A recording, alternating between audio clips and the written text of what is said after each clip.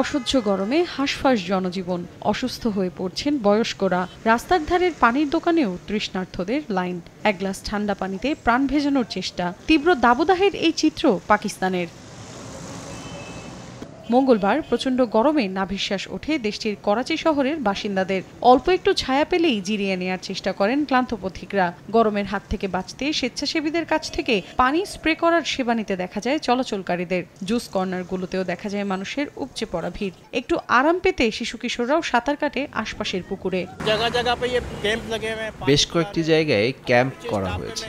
তারা মানুষজনকে পানির পাশাপাশি কোমল পানীয় পান করতে দিচ্ছেন। ঈশ্বরকে ধন্যবাদ যে এমন একটি ব্যবস্থা করা হয়েছে যেখানে সবাইকে সাহায্য করছে।